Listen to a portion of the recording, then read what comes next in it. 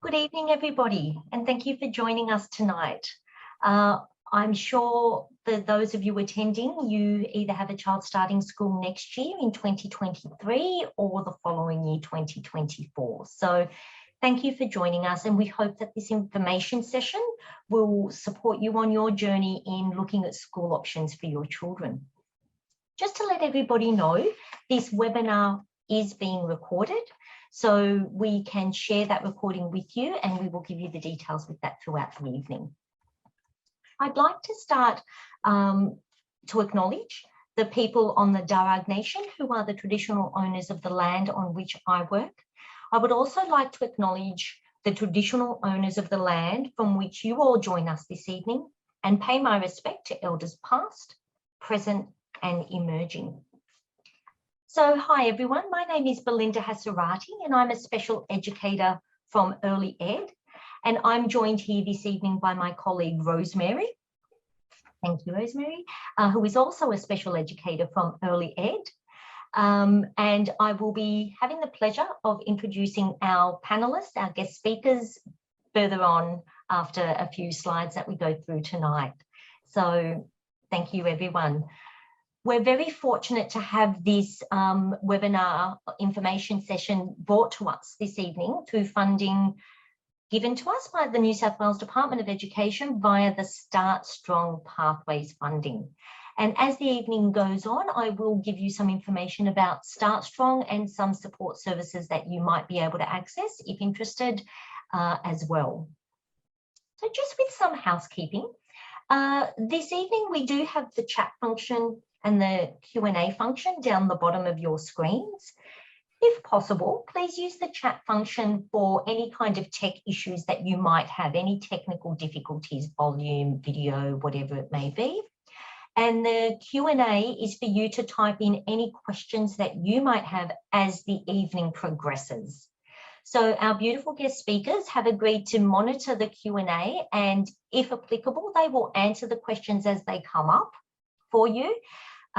If your questions are not answered, we're hoping that at the end of the evening, there will be an opportunity for us to go through that with all the guest speakers and answer what hasn't been answered. In the event your question still doesn't get answered, you can email us and I will share the services at Early Ed email address with you so that we can follow that up after the information session this evening. So hopefully amongst all of those options, your questions will be answered. We will be running a poll this evening. There will be one at the beginning and there'll be another poll at the end of the evening. Also at the end of the evening is a feedback survey that we'd like you to fill in. It won't take long at all. It's only 5 questions. We will put the link in the chat when the time comes, and we will also send the link out if you would rather complete it at a different time. So I'm going to stop sharing and ask Rosemary to start poll 1, please, Rosemary.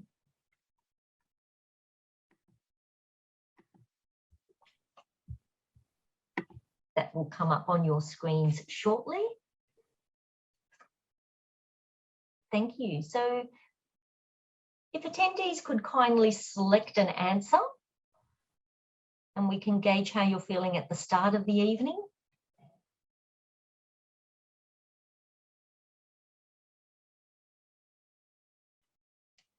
Okay, we've got quite a variety here. From very confident, increasing confident, not confident, and don't know. Okay. We can't see the poll. Okay. I wonder if when the poll ends, the results get shared. Peter, so thank you for letting us know.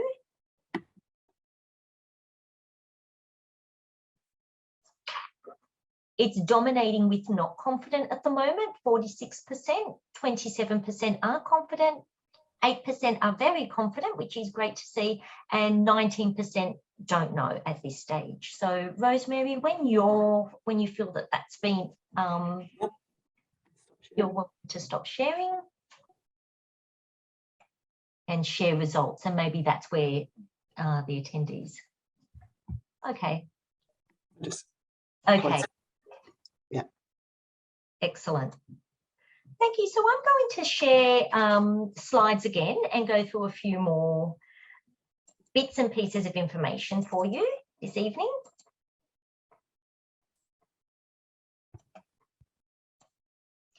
Okay, so for the purpose of the webinar or the information session this evening, we're hoping that you will gain an understanding of the various school options available to your child.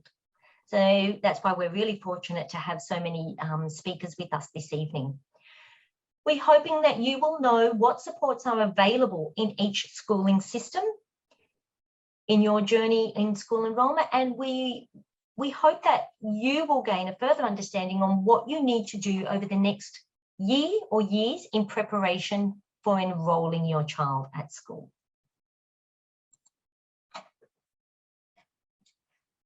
So when we're enrolling our children at school, we want our children to be ready, obviously. And when we're thinking about children being ready, sometimes families are highly focused on the skills that children can do, predominantly academic skills. But we know, and we're learning more and more, that it's so much more than that. So to have a child ready for school, as this image shows, we're wanting all parts of that child's life to be ready. So a family that's ready, the early childhood service, long daycare or preschool ready, a ready community, so that can be any other supports working with your child, and a ready school. So for that to happen, it's ideal that there is a partnership and an open communication of sharing information from all those blue circles so that everybody's feeling comfortable, everyone's feeling informed and knowledgeable, and all working towards helping the child be ready to start school.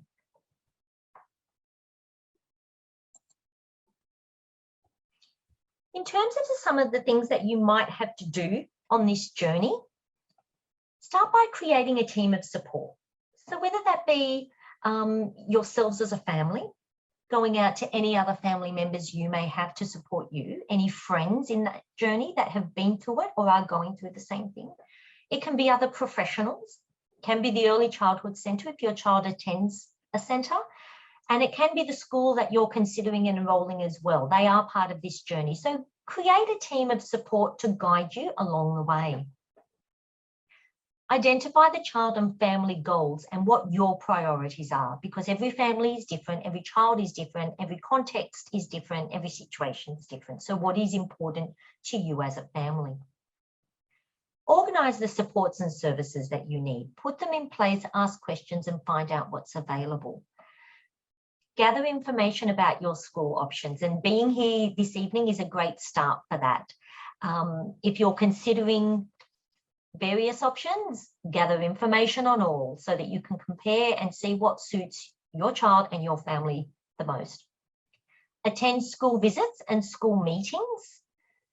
Find out about any assessments or reports that might be needed for your child, if that's applicable as well. Make sure that they're current and share those information, assessments and reports as well. That's very important. Choose the school that you want your child to go to, or the system that you want your child to be a part of. Attend the orientations, and then organise any further ongoing support that you or your child might need upon starting school. So we hope that timeline, that framework helps you look at the steps ahead and what you can be doing in the next year to come.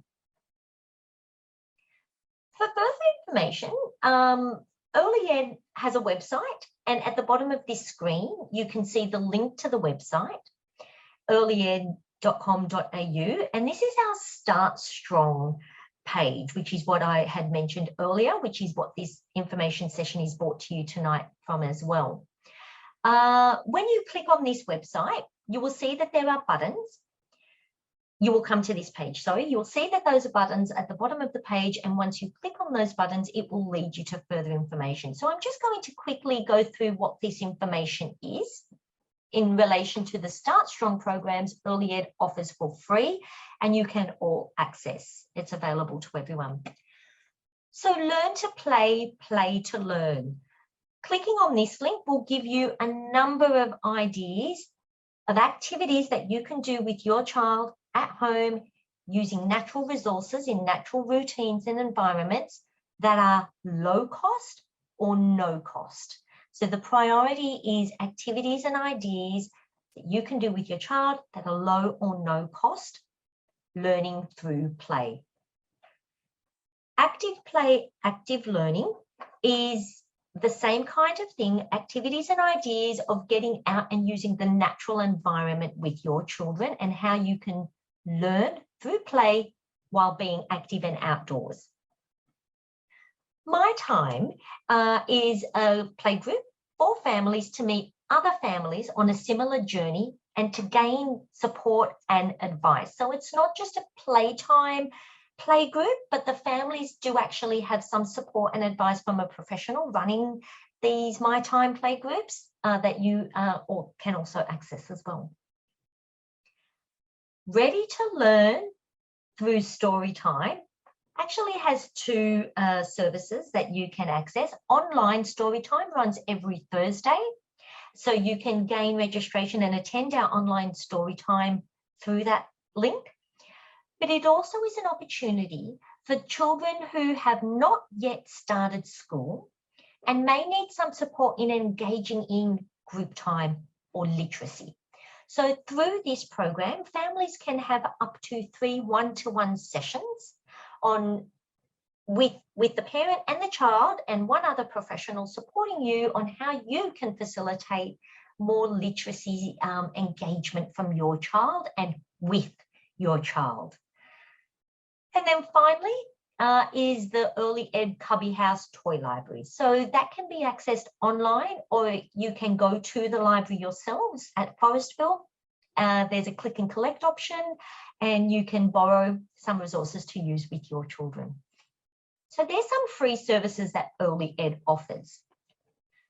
Other Start Strong opportunities or other resources, if you wanted further information on Start Strong and what Start Strong services are in your areas from where you come, there is a link that's available to you there.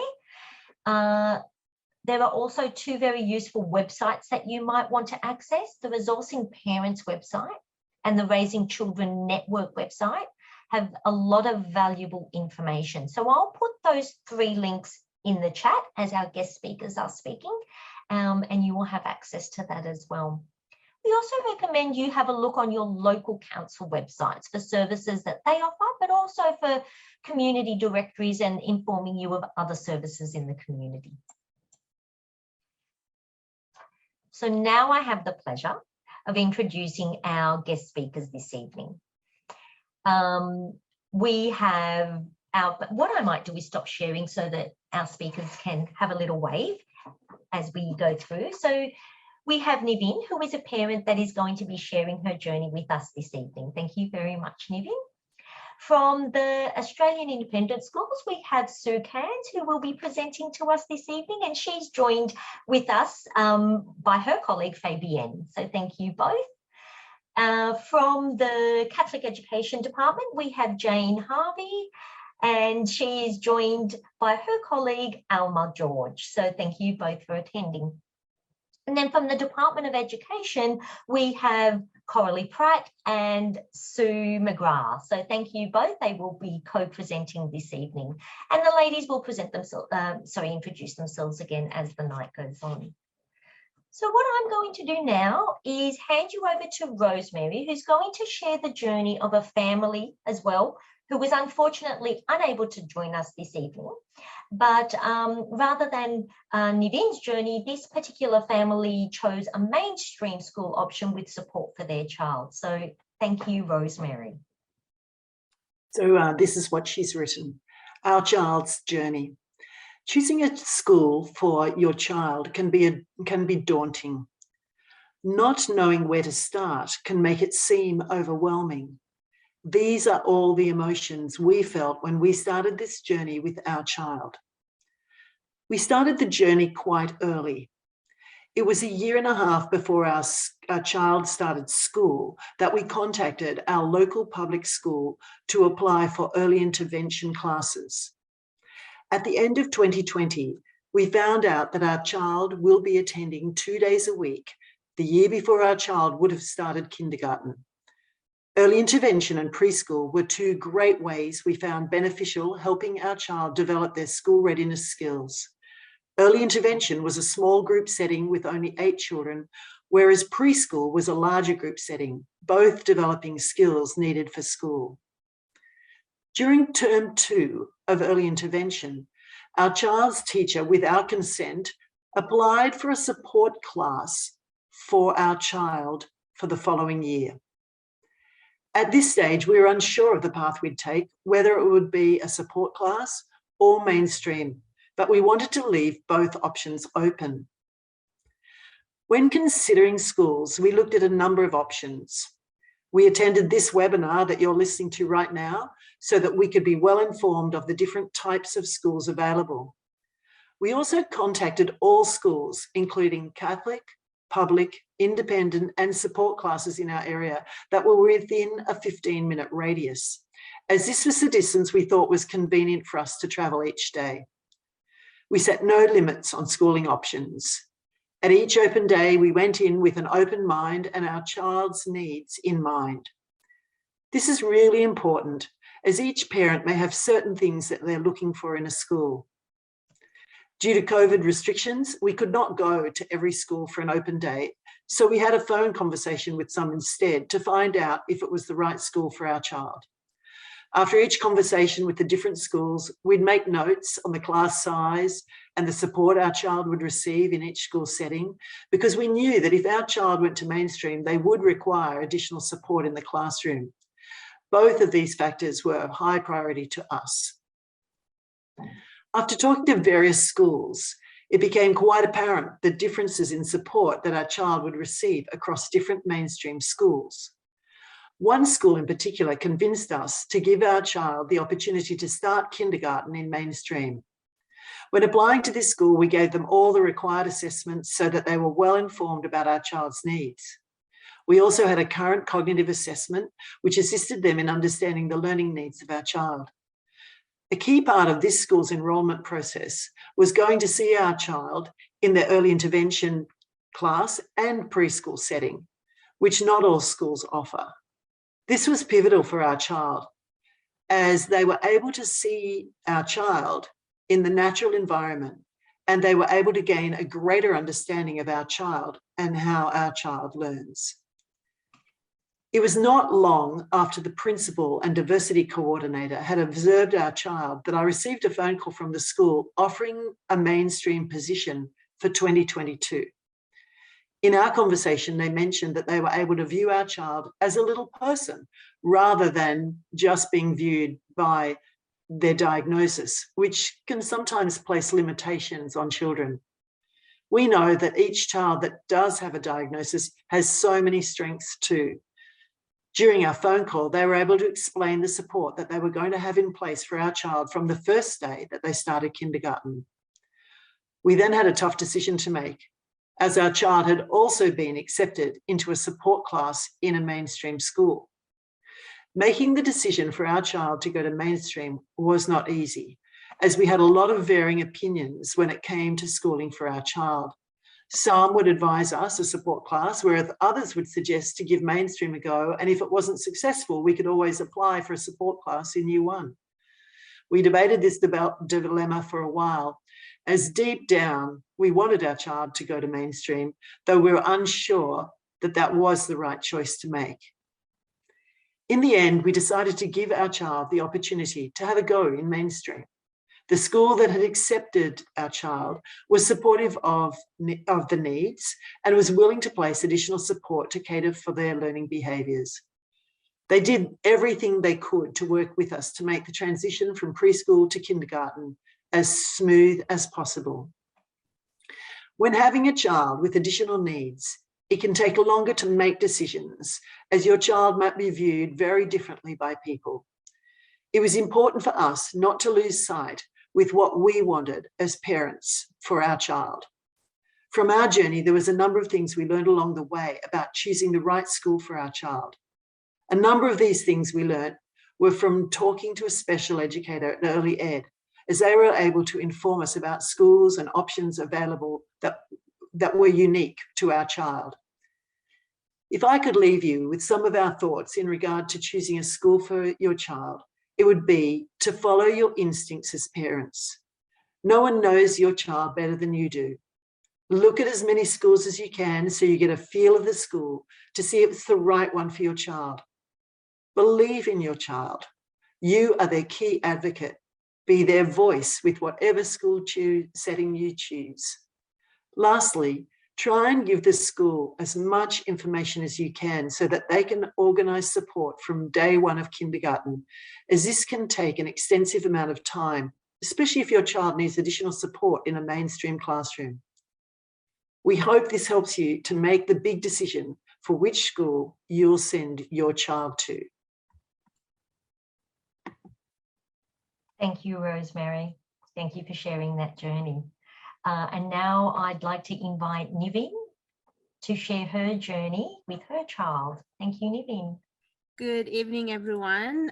Basically, I'm a mother of a child with special needs, and choosing a school for any of my children was really hard, let alone a child with special needs. I had to trust the professional to look after my baby. I was in tears. Culture-wise, it was hard to make a decision because culturally, they look at the diagnosis as a disease. They don't look at the person, and for me, that was really hard to make. I had to deal with it, culturally. I had to think about the well-being of my child and what's going to be best for him. So I had to be that key advocate. I had to put my foot down and say, I have to think about him, about his strengths, his weaknesses, what he needs to be able to be at a school journey. Like a school, it's a big journey. It's like, and I work for the Department of Education. So for me, I know how important education is. But having to make that decision for him was really hard. It was daunting. But the journey, it was always worrying. As parents, we all worry about the children, whether they diagnosed or not. We do it every day. I was anxious. And for me, I cried like a baby when I dropped him to school the first time.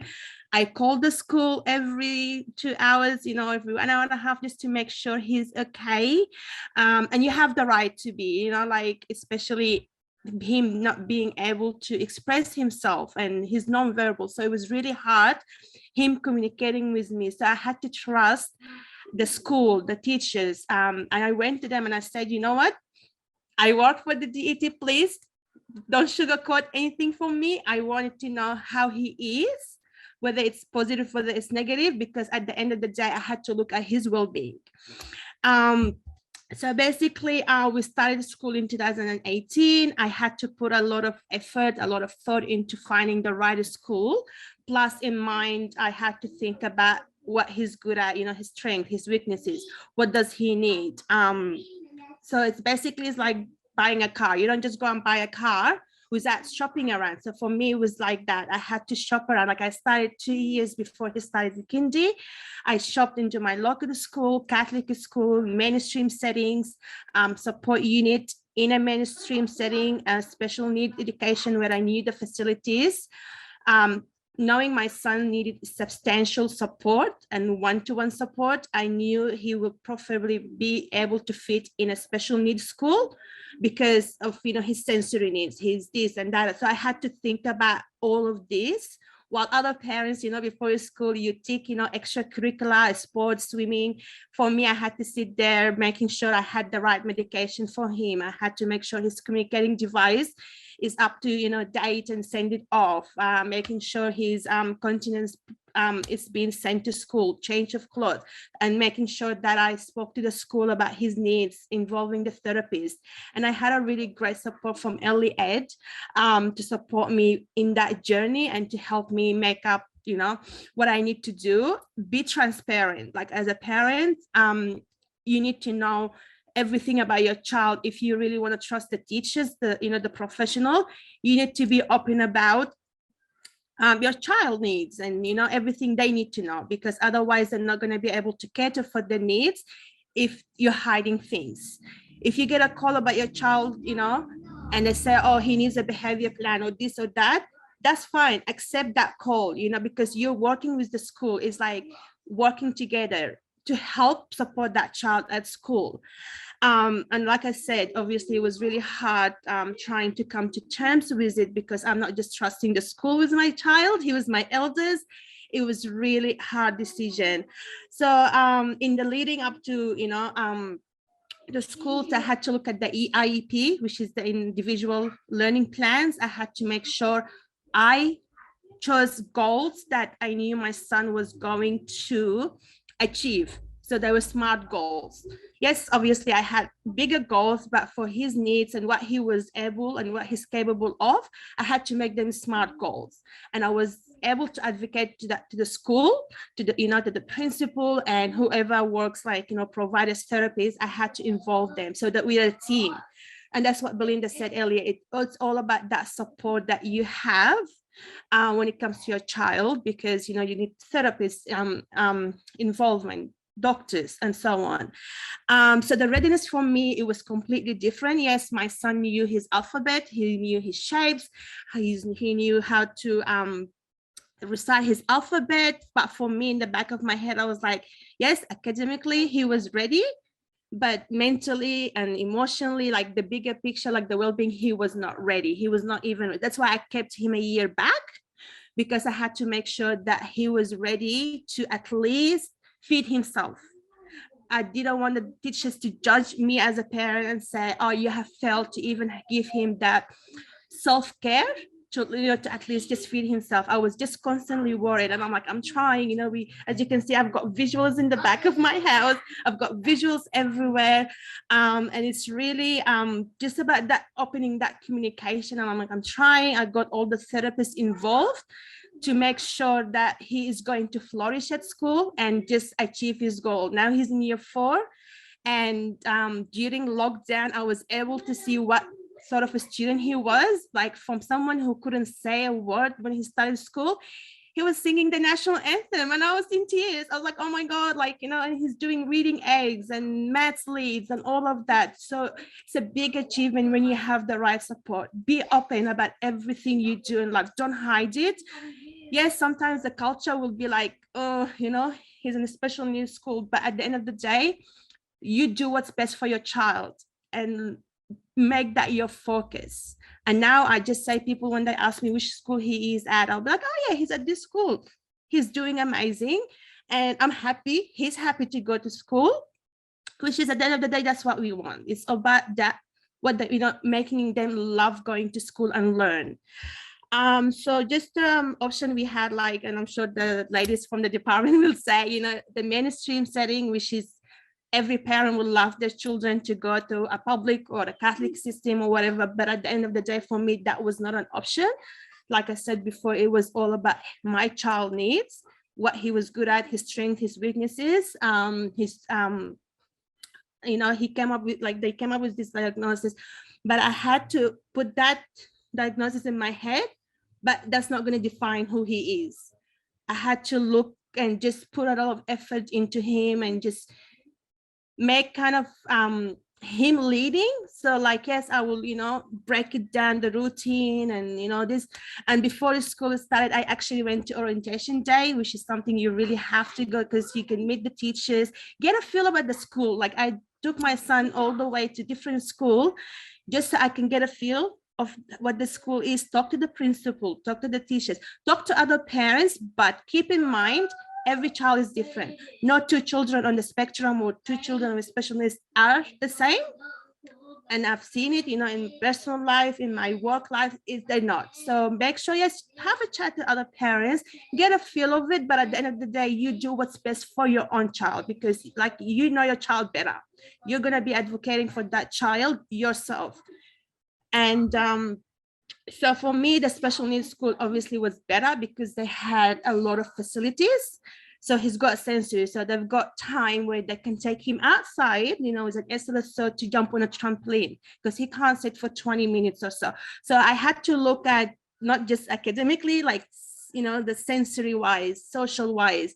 The classes are smaller, similar to the support unit in a mainstream, 60 students to 70 students. It depends on obviously the facility, But I also had to just look, they've got cooking program. Like now his food intolerance has increased from just basically 1 or 2 meals. The other day I had, in his book that they actually had a stir fry. And I was like, oh my God, that was never something he will eat. And that was best for my child. So I kind of just knew what was best for him and how he is going to take education on. And like I said, he's flourished, he's doing amazing, which is something that I was told, like, when we got the diagnosis, he might not do anything basically. You know how the doctors, they just think they know your child. But let me tell you, no, you know your child better.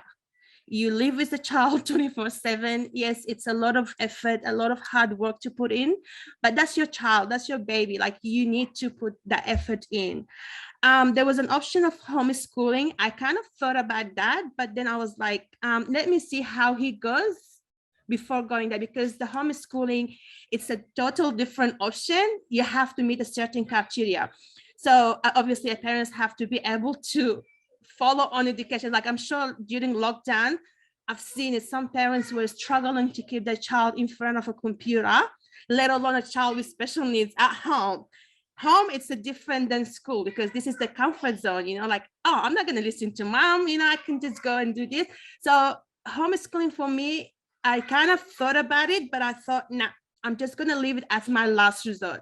I'll give him a year at school. If it doesn't work, then I might, get the homeschooling. I am capable of obviously teaching my child at home, but like I said, I wanted him to socialize and learn that skills, because you're not just preparing them for school life, you're preparing them for life in general, like, to have an independent life and so on. So basically, I'll come to my conclusion: start early, shop around. Don't wait until, say, term 4 and your child is starting in school next year. No, please start early. Go. If you miss out on orientation day, ask, give them a call and say, I would like to come for a private tour. You're entitled to do that. Consider your family, consider your child. So he was accepted at a school that was kind of 45 minutes away. But then I was like, that's for him sensory-wise was going to be too much. So I had to think about him as well, how far I can drive him. So his school is literally 5 minutes away from my house, which worked out really well. And it's a special needs school. Gather your information, the website, call the Department of Education, the Wellbeing Department. They will be more than happy to support you and guide you in getting whatever information you want. Go to the website of the department. There will be heaps of information there to help you. Visit the school, read their website, check their review, attend open days. And like I said, just, you can ask for a private one. Speaking to parents, but keep in mind that your child is different to their children. So yes, my son was really good at a special needs school, but a friend of mine, her child was doing well at a support unit in a mainstream school, and they have that integration where in some classes he can go and join, the mainstream, the normal neurotypical developed kids. Ask question. It doesn't matter how small or how you think, oh, this could be. And, a silly question, no question is silly. I've learned just to ask, because you need to clarify things. You need to think about how the school is going to support your child. Obviously, academically, physically, if you have a child, like say on a wheelchair, how is the school going to provide that support for him or her? Medical wise, so I had to make sure, because, my son was on his own medication. So I had to make sure they've got the right people who are trained, make sure you provide all the medical plans and the right medication for your child, and basically just follow your guts. You know your child better, and look at the school, think about the behavior of the, of the student. Like, go and speak to the teachers. That will help you a lot. See if there's buses that will help you. If you need that, if both parents have to work or whatever, ask the school if there is like transport support for your child. So that's my journey. I hope you do find the right school that suits your child, and try to enjoy it as much as I'm telling you I was trying, but now it's enjoyable because I was able to instill the school, the love for school in my child. Like, he's happy to go to school. He knows his school routine. He knows when he comes from school, he knows what to do, and basically just loving it. So that's my journey. Thank you so much, Nivin. Not a problem. I think between the two families, we can see all the love, the thought, the preparation that goes into focusing on what is best for their child and the family. So thank you for sharing that experience with us. It was very heartfelt. Yeah, very personal. So please, families, if you have any questions directed to Naveen, use the Q&A and maybe just mark her name, and we'll be monitoring that throughout the night as well. Thank you. So I'd like to now hand over to Sue Cairns from the Australian Independent School System. Thank you, Sue.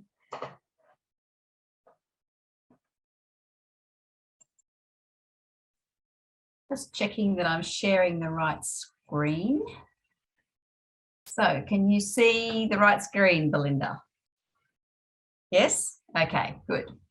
And can I just say thank you to both families for sharing their journey.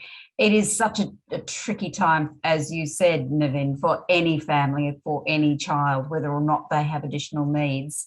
And you both reiterated such important things about making a choice based on what you want for your child, and not, it's not always about, listening to what experts say, because you are, as families, the experts on your children, and you know them best. You know the settings in which they are going to thrive, and that's what schooling is all about. And I think too, when we consider choosing a school, it's really important that everybody understands that there are those options out there, and there's no judgment about any option that a family chooses, because for a couple of reasons. One is the families know their child best, but also a child isn't stuck in one spot. There can be fluid movement between systems, whether it's Catholic, independent or department, and between levels of support that the child might need. So I'm here with my colleague Fabienne Aurora, and we're both education consultants at the Association of Independent Schools in New South Wales. So we're a member organisation, and we support a range of schools across New South Wales to support children in our team, children who have some specific needs. Let me just make sure I can move my screen on. Yes. Okay. So what guides independent schools? As in every school system, every independent school is governed by state and federal government legislation. So all schools that are in Australia do have to follow that legislation in order to receive funding and accreditation from the government. In New South Wales, schools have to be registered with NESA, which is the accreditation authority, which is part of the New South Wales government. Independent schools are just that. They're quite autonomous. They are not part of a system. They operate and are accountable to their own school board. School boards are often members of the local community. For example, if it's a faith-based school, often members of the board will be part of the local faith community. If it's a Montessori school, again, there will be members of the community that are passionate about Montessori education, and they will become part of the board. So the schools develop their own policies in conjunction and being accountable to the board, and then think about what services and resourcing they can utilise within their school. For a family looking toward an independent school, it's really important to understand and ask questions about what services that school can provide and what resources they have available to support a student who may have a range of needs. But we need to also bear in mind that some of the legislation that schools need to follow is one of the really important pieces of legislation is the Disability Discrimination Act. and from that, the Disability Standards for Education in 2005. And that legislation guides schools and encourages schools, or gives them the processes to enrol a student with a disability. So no school can say a blunt, no, we don't want to have your child, or we don't have children like that at our school. Those sort of statements, fortunately, are far in the past. Schools are required to collaborate with you as a family and find out what your child's needs are, and then decide with you what are the adjustments they will need to make as a school. How can they best support your child in order to access the school, access all the activities within the school, and participate in the learning that the school is offering? So all schools in New South or across the country also are a part of what we call a nationally consistent collection of data. And this is data that's collected federally that enables governments to plan and look toward, where are students with disabilities, what needs do they have, how can we best support them?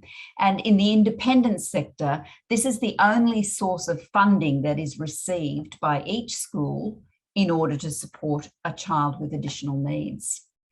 Schools are also required to differentiate and support a range of different children, whether or not they have disabilities in their classes, and through what we call quality teaching practice, and to make all those adjustments, whether it's physical adjustments like ramps or additional toilet facilities or additional steps or special chairs, or adjustments to the curriculum by providing large print or hearing loops or extra scaffolds in the learning, or sometimes providing somebody who can assist the child to complete and learn particular tasks. All educators, all schools do have obligations under that Act, and that includes preschools as well. The public sector, the private sector, and education providers at all levels, tertiary and as well as secondary and primary. Just going to move through this a little bit, but the disability standards, you can go onto the federal government website, go to the federal government Department of Education website, and you can download a fact sheet on the disability standards for education. And I would urge you as families, if you have a child with additional needs, to do that, because it does give you the full range of ways in which schools can best cater for your little person. So it thinks about all the ways in which a school can provide supports that the student may need in order to be a part of the school environment. In the independent sector, enrolment is on a school-by-school basis. I think most sectors are actually, I think you'll find us all saying similar things, that you need to approach the principal of the school that you are interested in and seek further information. So, you may think you're going for an interview with the principal, but remember, you can interview the principal as well. And go with your list of questions that you might want to ask about what happens with the school. And as both our families have described, get to know the school. Go to the open days, go to the fetes, go to a musical. Find out what the culture of the school is like and see whether or not it's a good fit for your family. Prior to the application, you want to gather your information. Make sure you've got up-to-date reports, information from your daycare centre or preschool, from your early intervention providers, from your therapists, so that you're going fully equipped and can pass on that information, again, as our families have said, so that the school is fully informed about the needs of your child. The application process, the school may have several meetings with you. As Niven described, the school may go out and visit your child within their preschool or their daycare or their early intervention service. Indeed, many schools do that to give them a really full picture of how your child is functioning within those environments. Principals do follow an enrolment process. So as I said, they observe in different settings. They may request permission from you to talk to professionals that you have or see or know your child well. Once that's done, they'll develop a sort of a provisional plan, a provisional individual plan, and that will become the basis for the transitioning into the school environment. I was at a school today and we were looking at the transition plan for a student who enrolled toward the end of last year, and the school went through how well that plan worked even before the school had started, because they had good solid information and it made for a really smooth start to school. Within independent schools, you have a range of schooling options. There are schools that differ by their philosophy, such as Rudolf Steiner schools or Montessori schools, as well as faith-based schools. You also have schools that have very inclusive learning environments, but there are also special schools within the independent sector. Some of you may be familiar with Giant Steps or Aspect, all the Aspect classes, St. Gabriel's and St. Gabriel's at Castle Hill and St. Lucy's of Arunga are what we call Catholic independent schools. Joseph Varga is another school in the eastern suburbs which caters for children with autism. So there are a range of different schooling options. Some independent schools do have special classes. Mostly these are in secondary, although some are starting to open these within the primary setting. There are some schools as well that have started a special school within their school, such as the Hope School at Pacific Hills in Dural. Excuse me.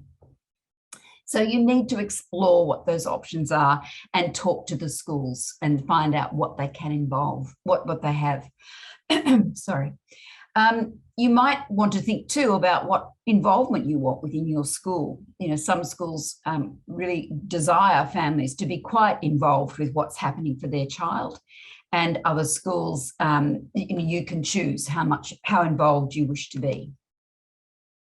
You can go to what we call the Ais School Finder at www.aisnewsouthwales.edu.au, and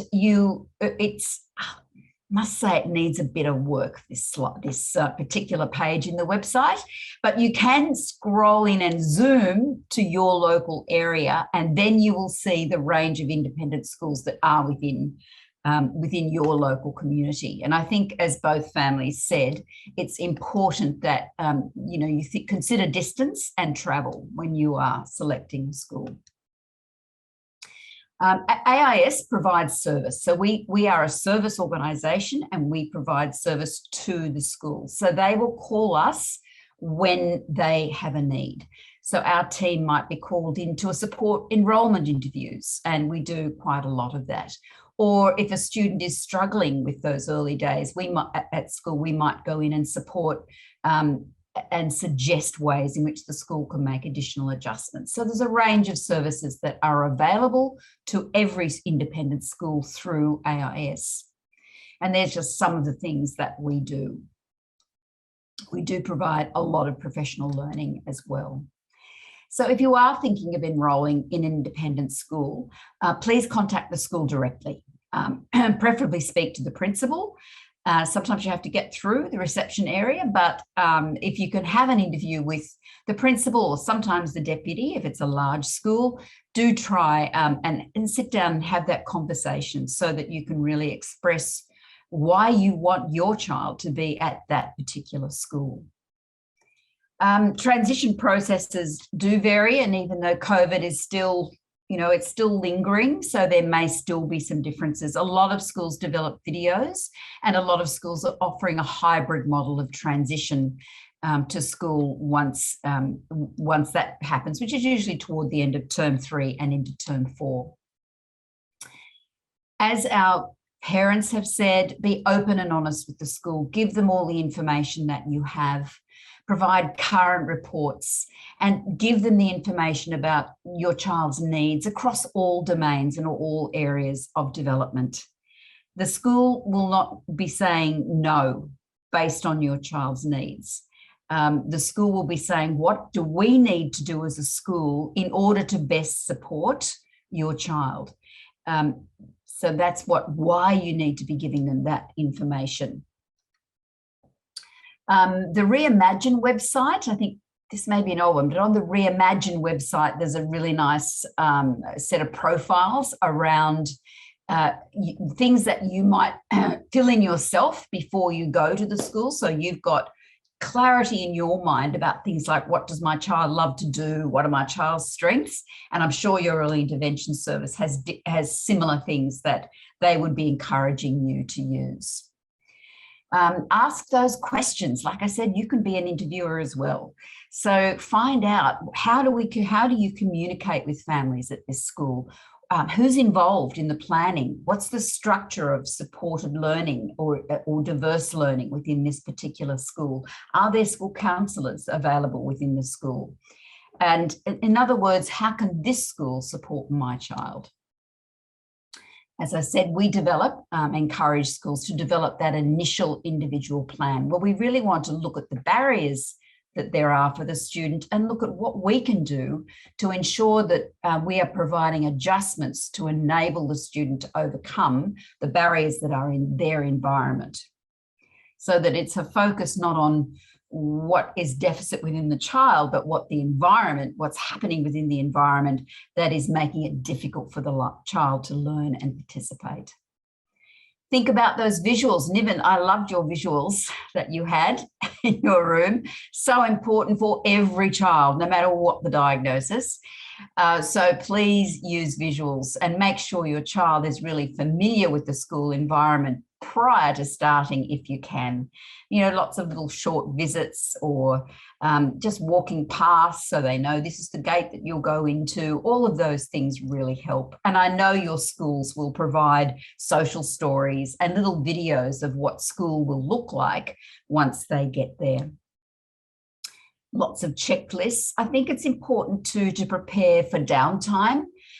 When your child gets home, particularly in those early days. It is very daunting to for a child to go from a small setting of a preschool or daycare centre to a very large independent school or any school.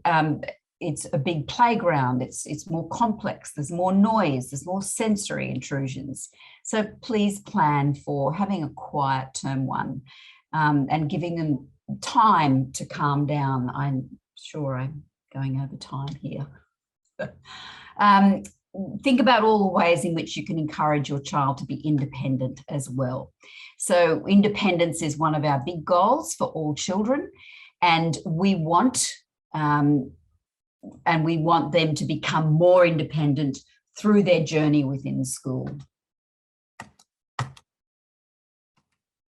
Doesn't want to move, just trying to work out why. There we go. I'm not going to do that. I think that the last thing I want to say is that there are some great websites that Belinda has already shared, but these are also some: Raising Children, Next Sense. It's not RADBC now, it's called Next Sense, and that's the education.gov.au website that I think has some really useful information for families as well. So that's all from us. And if you'd like to contact us, Belinda has our contact details, and we're more than happy to answer any questions that you may have. So thank you very much.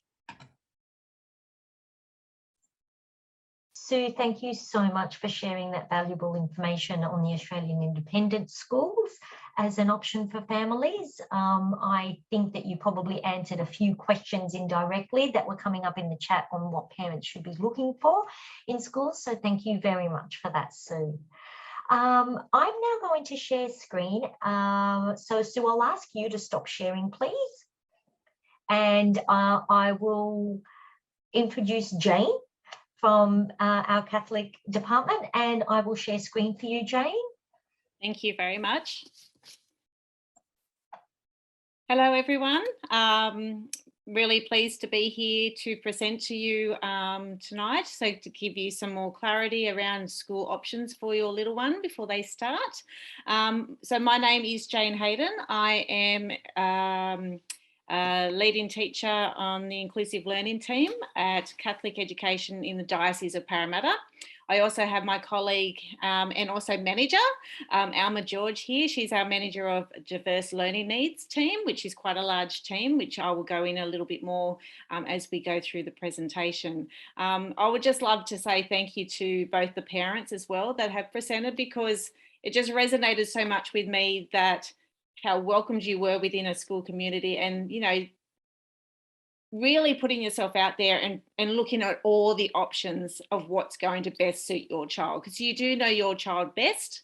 You know them, you're their first advocate, you're the parent. And what might work well for one family that you know doesn't necessarily always going to work well with your own family. So it is really good to shop around, ask those questions, be as open as you can with schools, and yeah, you know what's going to be the right fit for your child ultimately in the end. So yeah, thank you for Early Ed as well, Belinda and Rosemary, for having us.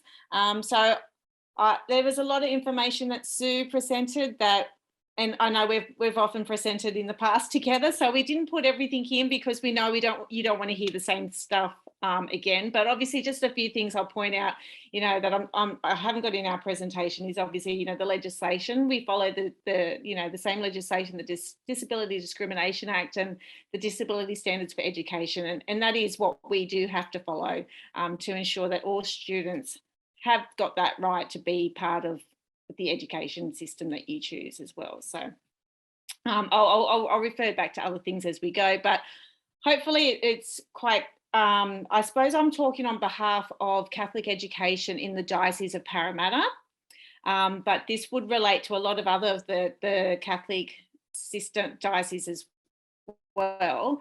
There is a good website. I might ask Alma if you can put it in the chat, is the Catholic Schools New South Wales website, which is where you can, it's a bit more broader because it's obviously all the dioceses in New South Wales. So if you're looking for a specific school, you can go on that website and find one that's in your local diocese. But obviously for tonight's purpose, I'll be talking more so around Catholic education in the Diocese of Parramatta, but hopefully that will help you on your journey of finding the right school for your child. Okay, so I'll just talk briefly around enrolment. So as a system, what we obviously we welcome students with disabilities and their families with open arms. We enrol students with disabilities on the same basis as other students, and that's what our goal is. We engage in sincere dialogue with parents and caregivers through and beyond the enrolment process. It's very much about working together. I think, Navin, that you mentioned that it's about having that open collaborative approach and really working together to set those goals, look at adjustments, what's going to work for your child in the school system. The next slide, please. Obviously, as a system, we also aim to provide reasonable adjustments so that students can access and participate in their learning and in the life of the school community. And I think, Sue, you did touch on these in your presentation as well, you know, the QTDP, I can never say that word, and the substantial, supplementary and extensive adjustments. But we do look at all those adjustments that we do need to make so that your child can participate fully in their learning. We use existing resources strategically and also flexibly for the inclusion of each student within the school system with a disability, and we determine whether system support is required or determine and whether an alternate setting may be required as well, which I'm going to discuss a little bit more as we go through. Okay, next slide.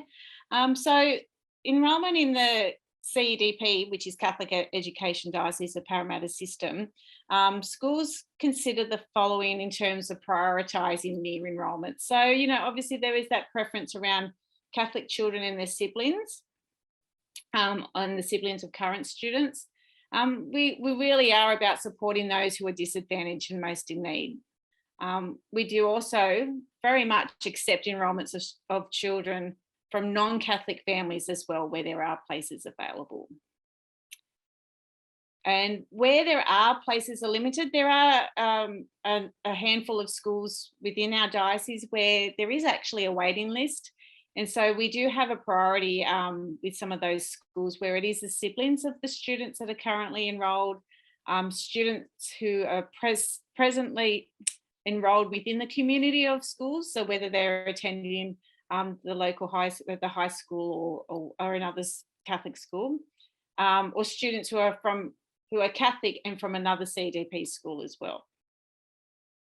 Okay, so obviously we cater for all sorts of diverse needs of all students within our system. Obviously, these are the four main categories that we do cater for. But obviously in each of these categories, there are a variety of disabilities that fall under them. You know, so physical disability could be things like cerebral palsy, could be simple as anaphylaxis, you know, stroke, cognitive disabilities, things like intellectual disability or specific learning disabilities, attention deficit hyperactivity disorder, even autism spectrum disorder could fit under that, but that can also be another one that fits under social emotional disability. Then you've got sensory disability, obviously, which is vision and hearing impairments as well. So we do cater for all diverse learning needs of students with different disabilities. So next slide. We have an inclusive model, which is it's really focusing on the needs base. And like I mentioned before, it's through the personalised planning process, we meet our obligations under that Disability Discrimination Act and the Disability Standards for Education. We do this by that consultation and collaboration with parents and carers. That's really, really key. That's our biggest goal, is that we really want to work with families and have that two-way consult and collaboration, just to really ensure that we maximize the success of your child's learning. We also provide those adjustments, which I mentioned briefly before, for students with disabilities, so that they can access and participate on the same basis of their peers. And we also do this by ensuring that all students who require adjustments also have a personalised plan. Okay, next slide. So obviously inclusion of students into CEDP is our priority. We actually have a whole student services team within our learning directorate, which delivers a whole range of services to our schools. They support schools in a variety of different ways with real specialised advice. We work with principals, teachers, the leadership teams, and we really work at achieving and delivering that diversity is the norm guidelines, just so that your child, so that the student can access, and I suppose this is, I know I've repeated myself a few times, is accessing and participating in the learning on the same basis as their peers. So as I mentioned at the start, I'm from the inclusive learning team. So we go out and support schools. We've got a whole wellbeing team, which has counsellors, behaviour and special programs. There's an attendance team. We've also got a high supports needs team, which I'm going to just discuss a little bit further on as well. We've got post-school options team. So that is, I know you're only thinking about the start of the journey, but this is right at the end of your journey, you know, when they're leaving school. So there's post-school options, which help the journey out after school, obviously. Then we've got the Jarara Indigenous Education Unit as well. Next slide, please. Okay, so students are usually enrolled within Catholic Education Diocese of Parramatta into the mainstream setting. So this into mainstream classes. There are only two times where they wouldn't be enrolled in mainstream, and that's in our high support learning centres, which we do have, which I'm going to mention the 3 centres that we have. And there's also the aspect classes. And as Sue mentioned earlier, that is actually an independent part of the independent schools, and I'm going to talk about them as well a little bit later too. But otherwise, apart from those two, the high support learning centres and Aspect, generally all students with disability and complex needs are enrolled in our mainstream setting. Okay, support will differ depending on the individual needs of your child, and really they should be discussed with your school that you're choosing at your initial enrolment interview. Okay, parents, you just need to consider this type of model of support, you know, when you're choosing Catholic education as well. Okay, next slide. So as I mentioned, we've got 3 high support needs centres established within the Catholic Education Diocese of Parramatta, and these provide an alternate platform for learning for students who have a primary diagnosis of moderate intellectual disability and low adaptive functioning. So they're the 2 main criteria for enrolment into these high support needs centres. So we've got 2 that are high school. So there's Kirinari, and I know you're not thinking of high school yet, but I will get to the primary school one in one moment. We've got Kirinari, which is at Xavier College at Landilo, so that's year 7 to year 12. And we've also got Wayunga, which is at St. Patrick's Maris College at Dundas, and that's for year 7 to 12 as well. So on our next slide, I'm going to talk about Arunga. So Arunga is located at Marsden Park in the grounds of St. Luke's, and it's currently for students from kindergarten up to year 6. I actually had the lovely pleasure of working out at Arunga today, so that's where I've been with all the students for their first day back for term 2. So there is an enrolment process, and like I mentioned before, they do need to meet criteria of a moderate intellectual disability with low adaptive functioning. But here is all the information about enrolment at this school, at this high support learning centre. It is smaller groupings. There are, in terms of compared to mainstream, but I suppose it's the best place is to jump onto the website, have a look, and if you have any questions, luckily we've got Alma here tonight, but there's her phone number directly, or you can email Student Services Admin for any further information if you can't find it on the website. But there is an expression of interest button as well, and someone can call you and give you more information that you may be seeking. Okay, so next slide, please. And as I mentioned before, there are Aspect satellite classes on our Catholic education sites, which are listed here. We've got the primary schools and the secondary schools as well. Now, as I mentioned before, Aspect is an independent school. All enrolment into any of our Aspect classes is done through Aspect. It's not done through us at Catholic Education in Diocese of Parramatta. And all the fees are also paid directly to Aspect. So I just wanted to make it really different, like make it very clear the difference. Although they're on site at our schools, they are all enrolment and fees are done through Aspect. But I just want to point out, both with Aspect and with the high support needs classes, they both are very much a part of the school community that they're that within the grounds that they're in, and there is that real sense of belonging, that they're part of that. That, you know, they come along and join in with assemblies, or they can be part of liturgies.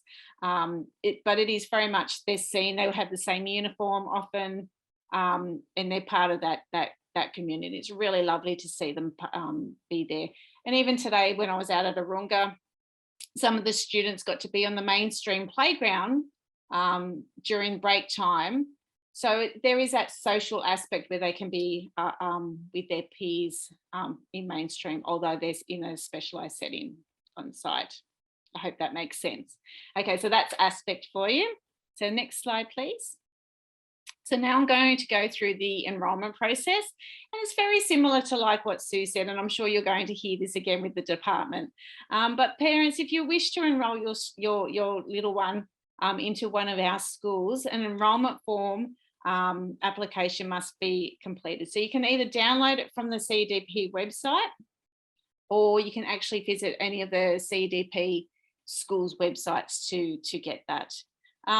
We do say it can be done up to 2 years prior to the year of enrolment to start visiting and talking to the schools. And this includes applications into kindergarten as well. So the enrolment process, though, is generally, we take them any time during the year. And I think, Naveen, you did mention, don't leave it to fourth term. Don't leave it, and we agree, please don't leave it to fourth term. But sometimes circumstances happen and we do get enrolments right up to the last minute. But please start as early as you can. And if you can, most of our Catholic education schools, usually the enrolment process is between March to May. So that's just, even now, that's where you're starting to think enrolments are probably already starting now for next year. And I think it's really important, the earlier you can do it, it allows the school to gather all that information, have those collaborative meetings with yourself, meet with their preschool, go and visit them, speak to any early intervention specialists like their speech therapist or their occupational therapist, those sort of things, just to gather that information so we can put a really strong transition plan in place ready to help them have all those adjustments and all their resources and everything that they need to have a really good start to school for the following year. So yes, first thing is visit your school of choice, make an appointment with the principal for an interview, and clearly state that your child has a disability or has complex needs. At the interview, please bring all relevant documents and assessments. And if required, the principal will contact the CDP office of the prospective enrolment, just if they need extra support. The school and CDP staff may consult with you about your child's enrolment as well. Okay, so next slide, please. Really quickly, I know I'm running out of time as well. I haven't got many slides to go. I just wanted to point out all of our Catholic, some of our Catholic education dioceses of Parramatta actually have before and after school care that's operated on site. Currently, there's about 40 services. I think it could even be a bit more. And they're looking at actually growing that to having most of our primary schools having them access on site. So just something to think about as well. I know there's a lot of working families that do need before and after school care as well. So that's also something to probably take into consideration when choosing a school for your child. Okay, next slide. So remember, this is a collaborative planning process with the school and family. So we really are about working in partnership. We want to work together because you know your child best, and we only want the best for your child to succeed when they do start school. Because ultimately, I think, Naveen, you said this, we just want you just want them to be happy, and they want to love going to school as well. And that's what we want. We want them to come to school because a happy child that's happy, settled, content, they're able to learn. They're going to want to learn as well. Please explore all possibilities. What works best for one child's not necessarily going to work for another. Our setting might be great for someone, but it might not quite meet your child's needs. So please explore all possibilities, but we're definitely here to help you on that journey as well. Consider what each option has as well. No one placement might be perfect. Like I just said, ensure you choose the best option for your child. A mainstream setting may be ideal for one child, but not necessarily for another. Like Naveen said, I think that you've summed that up perfectly.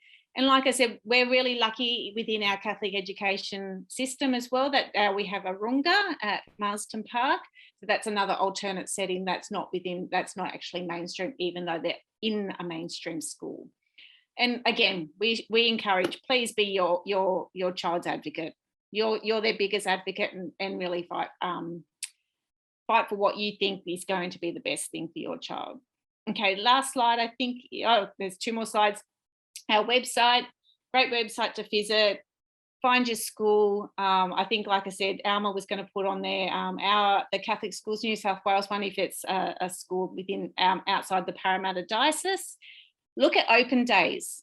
I think it's really important. Check out open days and visit schools as well. Next slide, please. And last one, if parents have difficulties accessing any enrolment forms, there's the contact detail or visit or email of the community liaisons at Parramatta, our Parramatta office. So thank you. I think that was the last slide. Is that the last one?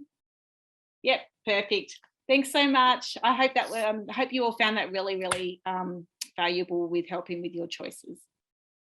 Jane, thank you so much. And I just love how moving from the families to the Australian Independent School, now the Catholic School, you can really see the journey that goes through a child's life. Starting, some parents have asked about preschools and then school options and transitions into school and options within there, and then moving on to high school. It is a real lifelong journey. So all these things that you're raising about child first, prioritize, advocacy, time, prepare, it's all coming together really valuably. So thank you, Jane, Sue, Naveen so far. And now I'd love to hand over to the Department of Education. So we've got Coralie and Sue sharing together. So I will share your screens for you. Make sure I've got the right one open first.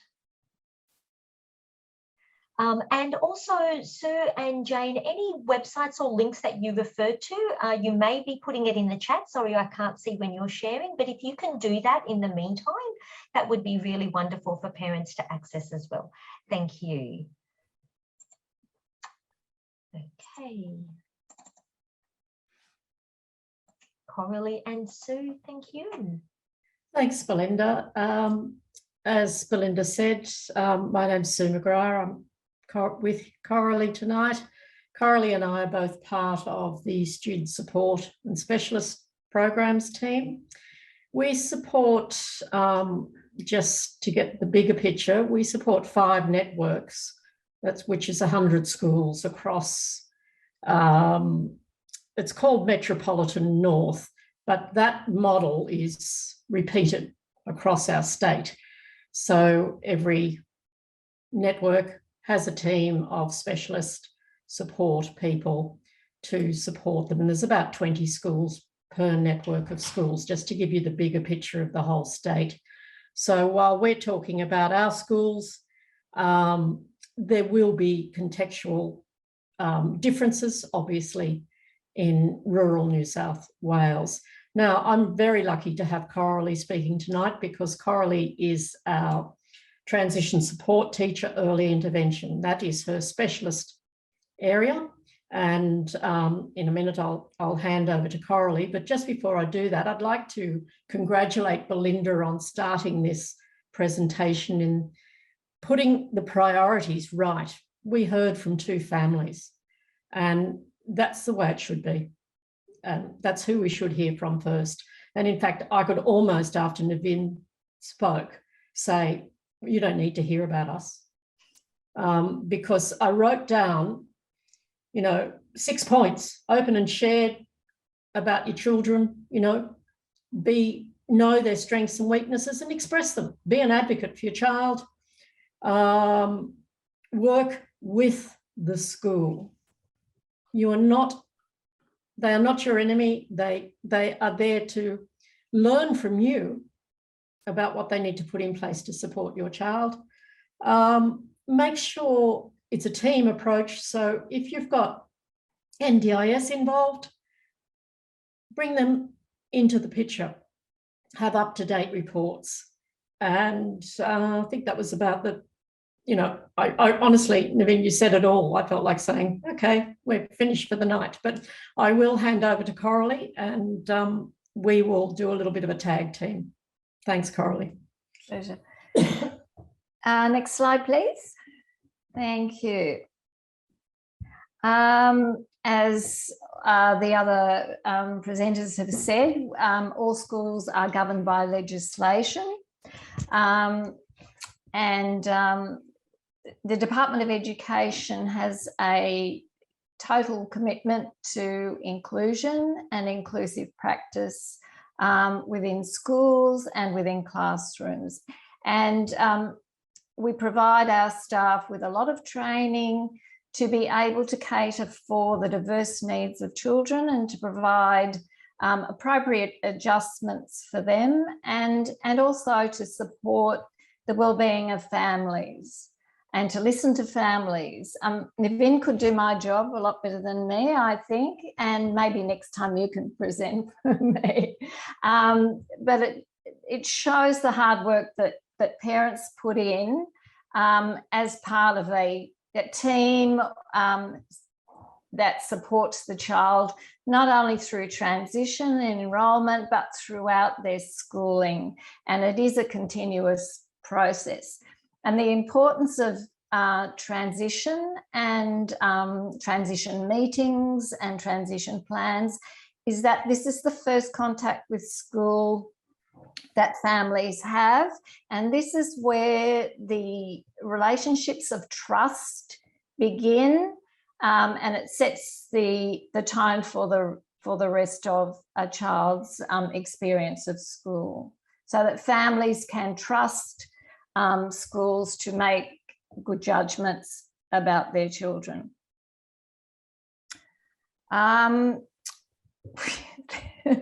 The slides are a bit different. So the first thing is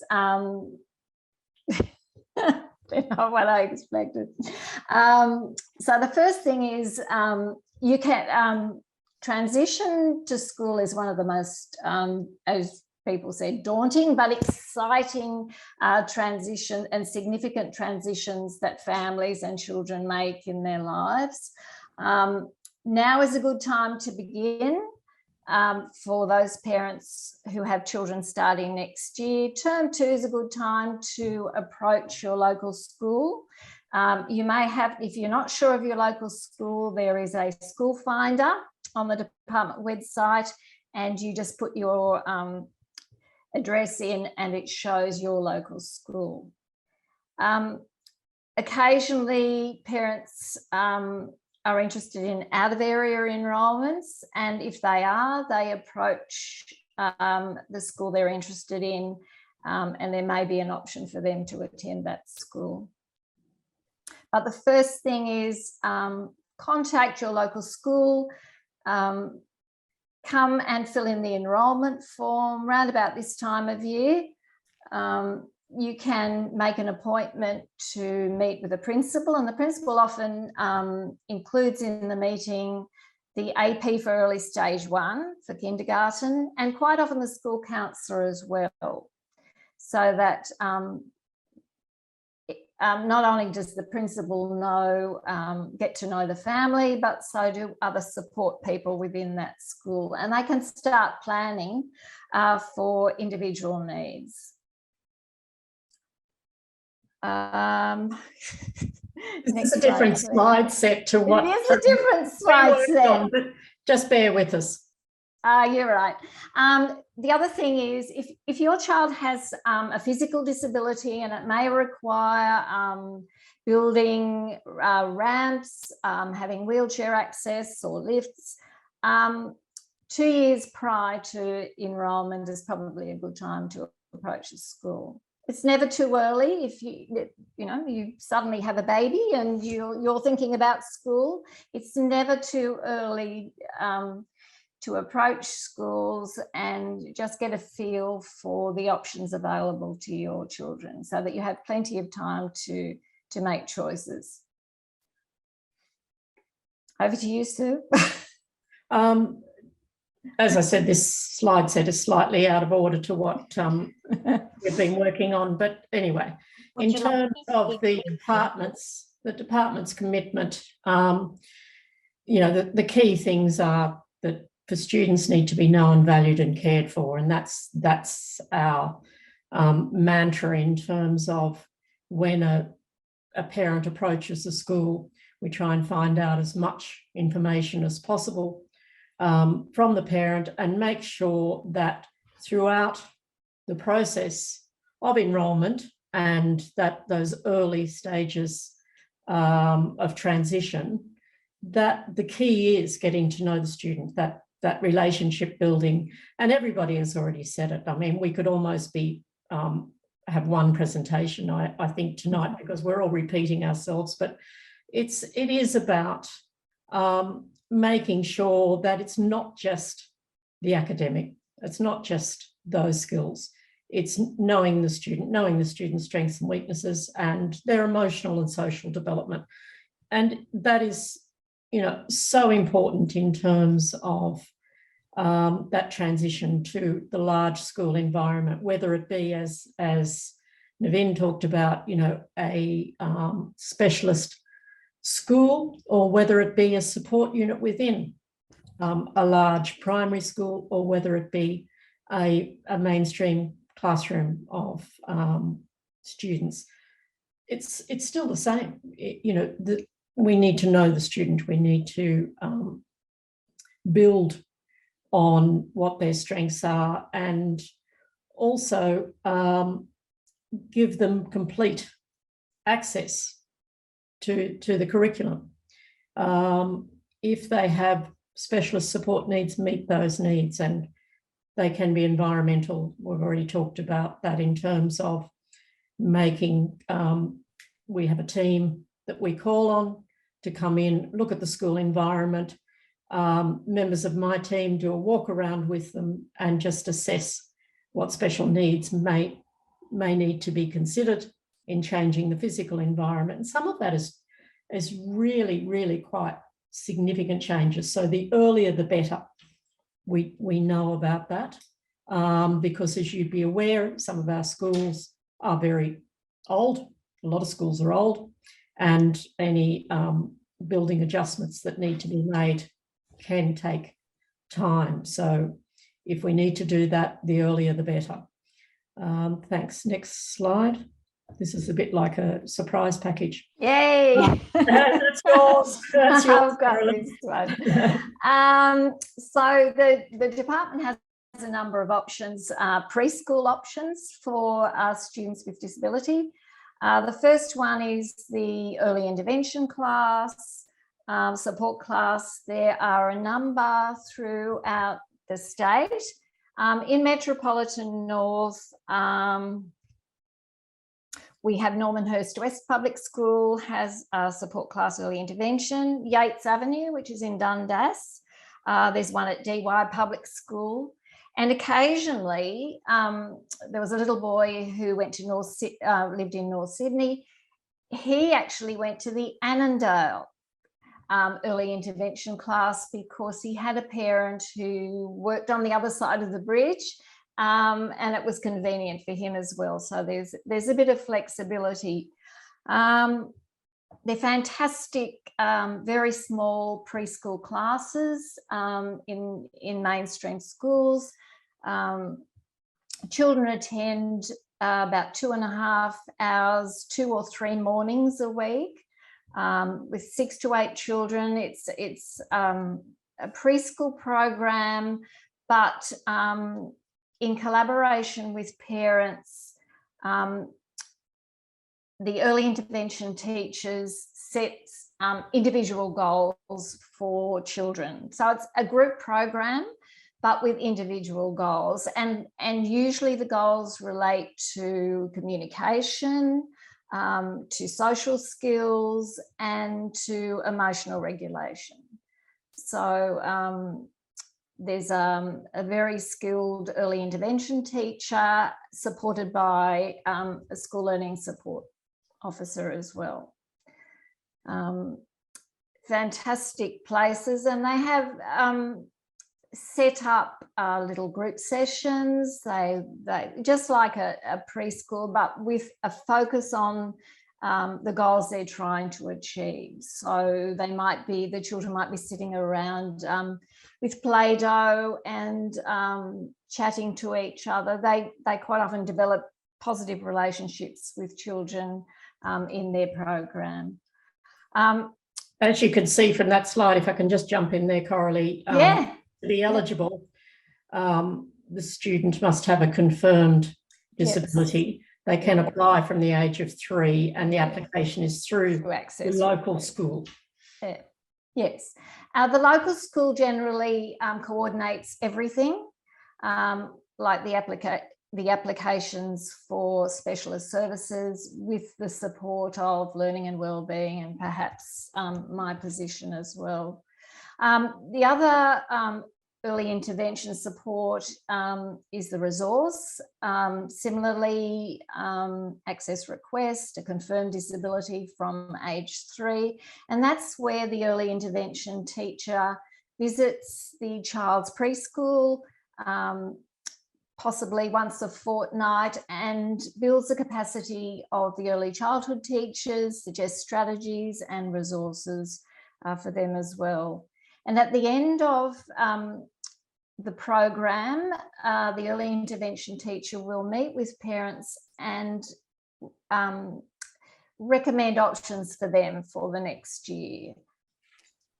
There are also other itinerant supports. There's a team of vision itinerant support teachers, and they're available also from age 3. They can support children in a preschool setting or later on in their schools as well, or at the base school of the sensory team. And there are criteria to be met as well for that.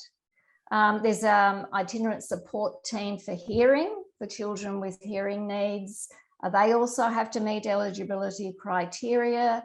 They're available from birth if children are diagnosed at birth, and support is also delivered in the preschool.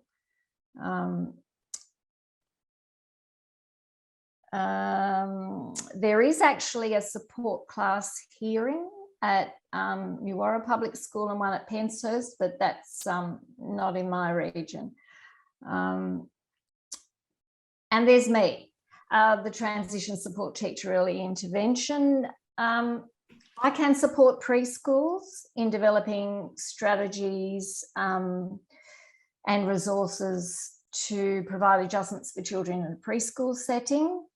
I quite often support schools in preparing access requests for support classes or for early intervention classes. I visit a lot of preschools, do observations and develop profiles so that schools can get to know children's needs better and well in advance. This morning, I set up and attended a initial transition meeting for a little girl whose parents haven't yet explored all the options for her. And we set some goals and planned for another transition meeting towards the end of the year so that they could sit up all the options, visit some of the possibilities, the support class, autism, and school for specific purposes, so that they're not pushed into making a decision early. Quite often I just get a call out of the blue from parents who are confused, upset, and just provide some sort of guidance as to where they can get information about any options, any community services like Early Ed, Life Start, and try and provide them with family support as well as information about options available in the department. Next slide, please.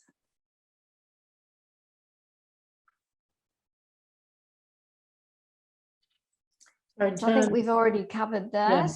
You got something to add, Sue? No, just when we talk about access request, just for the parents who are online, it's just an application.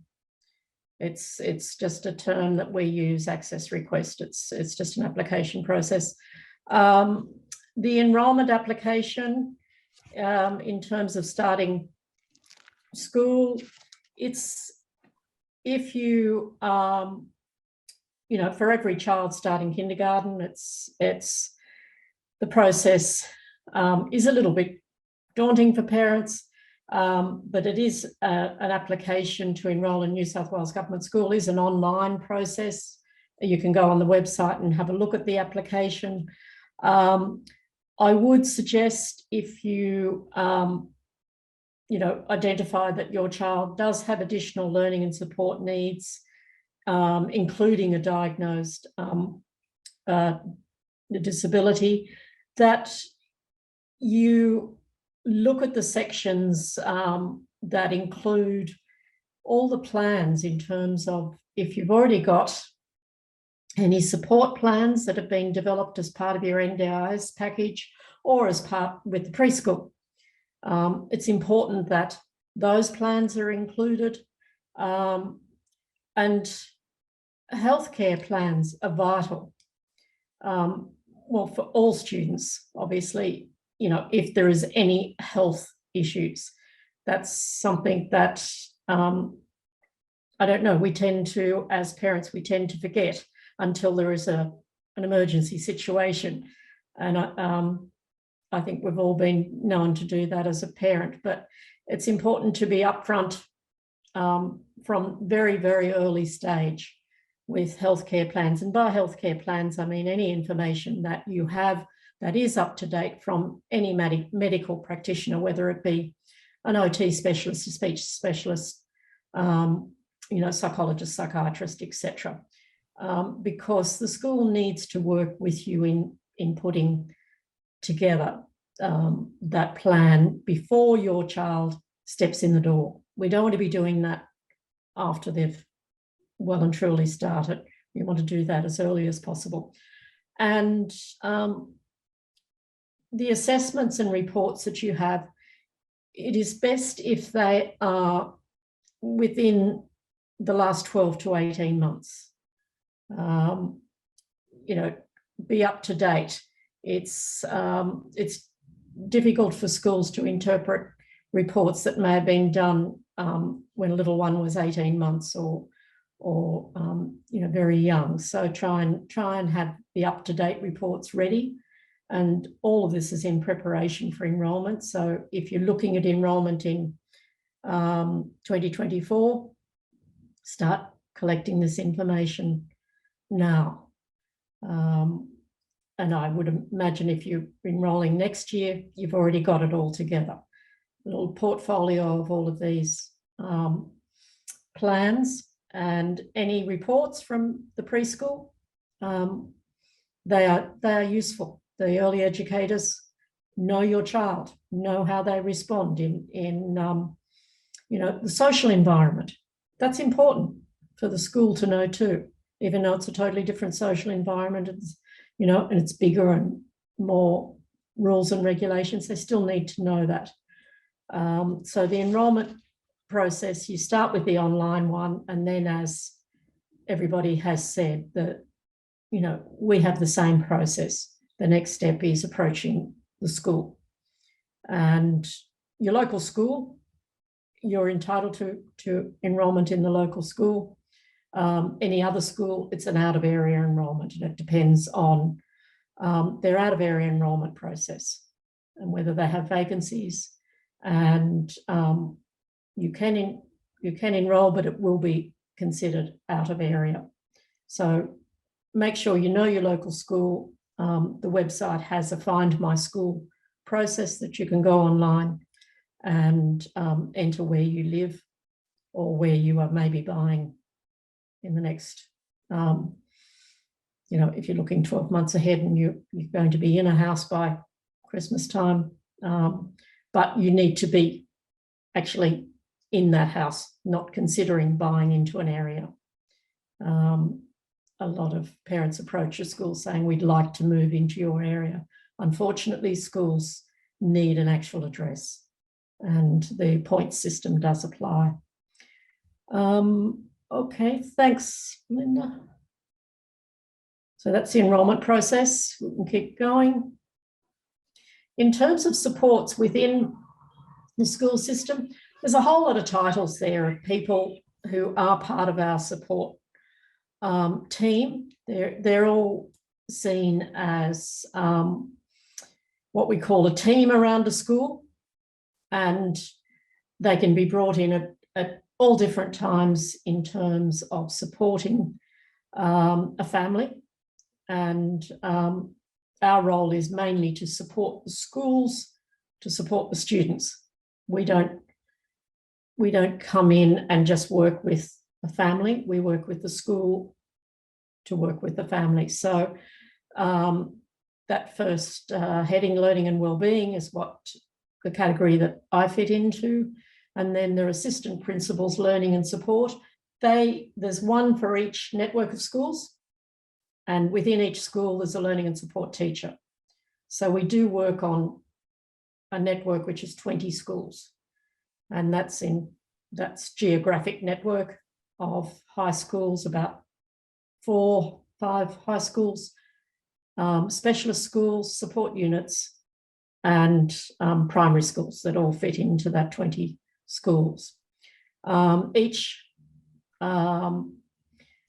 group, well, there's a network specialist facilitator. We're really good on titles, aren't we?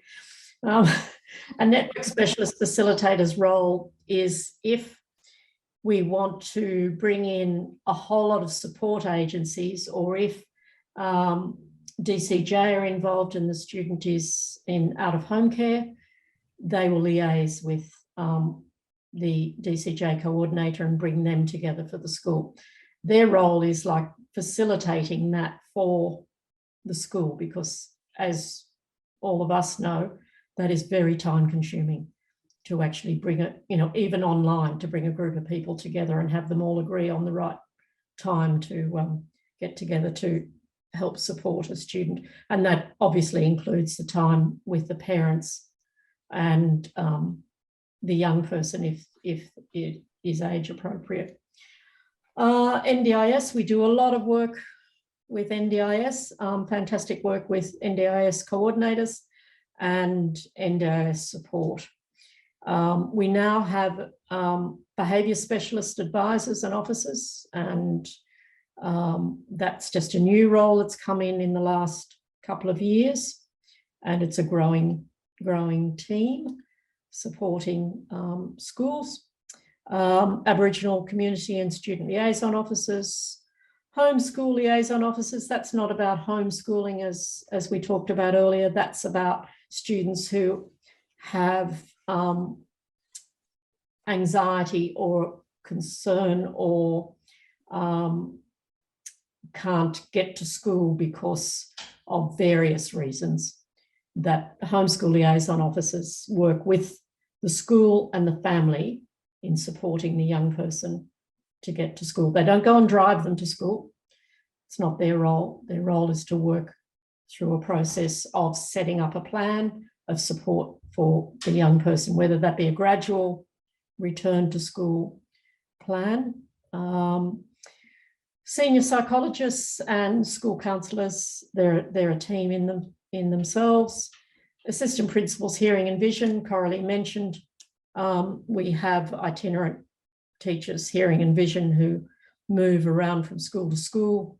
They're coordinated by assistant principals who are specialists in hearing and vision, out-of-home care teachers and support teachers transition. So all of those quite interesting titles basically are the support specialist programs that fall in under what we call delivery support or specialist support. Can I just, we're running out of time, I think. I just had a slide on planning transitions that hasn't come up, but there are all sorts of tips on promoting positive transitions to school. I have a collection of the most beautiful picture books about starting school that are available to both preschools and parents to share with children, particularly children who are anxious about school. Some of them are really funny. There's a little book about a koala starting school. There's one about a mother who insists on going to school and makes a fool of herself. The other thing is using puppets to, engage in dramatic play, set up your own classroom, do some pretend play, particularly with siblings. I remember doing it with my brother. Someone's the teacher and some very cruel teacher, and somebody is the student, and it's quite funny. There are a lot of really good videos that were developed by schools during COVID that will be on their websites as well. And the other thing is Reimagine has fantastic resources. They've been mentioned before, as does Early Ed, of course. Positive Partnerships has a lot of information on transition to school and suggestions for parents. Aspect as well have publications specifically for transition to school of children with ASD. Okay, I think we're at the last slide there in terms of, and we're being told we probably need to wrap up. So in terms of the local school support teams, there's a 131 number there. And for the Macquarie Park office, that's our number. That covers Metropolitan North. But we work on a system of, if you phone that number and you're phoning from a school in Tamworth, our administration people can obviously put you through to the key person there. So if you're online and you're from a rural area, you can still phone that number and be put through to the local school services team. One of the advantages of being a statewide system. It has a lot of disadvantages in terms of its size, but that is an advantage. Okay, so I think that's it from us. I'm sorry that was a little bit disjointed, but we were lucky because It was a big surprise. Well, it was a bit of a surprise, but we were lucky that we went last because the other presentations really covered everything that we wanted to say. And I think that's fabulous that all the systems are so similar in New South Wales and what we do to support young people. That's right, Sue. I really saw that general support options, contact options, the systems the processes, seem to be quite familiar. Contact the school, get the information out there, ask the questions. So Coralie and Sue, thank you so much for representing the Department of Ed. But really big thank you to all presenters. Please don't run away. We do have a final poll that maybe Rosemary would like to run now, poll 2. We also have in the chat a link to a final survey evaluation that we would really love the attendees to complete. If you don't do that now, it will go out to you later. Here is the poll 2. If you could kindly answer that question, that would be really wonderful. Wow, the confidence has grown. But Nivin and the other parent who shared their journey, a big thank you for being so honest and open and thorough in your sharing. And to all our presenters, Sukans, I've got all my names here, Fabian, Alma, Jane, Sue, Em as well, and Coralie, thank you so much for sharing your time and knowledge and information. And I really hope that the families are now much more well-informed and confident and comfortable moving forward. It's been a beautiful partnership. Rosemary is still running that poll. You can stop sharing when you're ready. It looks like all questions and answers were addressed as the evening went through. So attendees, feel free to also email Early Ed at services@earlyed.com.au and forward any questions you have, or if you would also like a link to the recording of this evening, you can contact us on that email address as well. So thank you for your comments. Thank you to all panelists. Thank you, Rosemary, for your support in hosting this evening. Have you completed the poll, Rosemary? You have? Excellent. Well, I wish you all luck on your journey in school options. Early Ed does also run another webinar in September, October on preparing children for school. So you are welcome to get onto the Early Ed website, click on the What's On page, and that will keep you informed as well. You also have the services at Early Ed email. If you'd like further information, reach out to us on that. Thank you, everybody. Thank you. Please have a great evening, everyone. Thank you for your partnership. Bye-bye. Bye. Good night.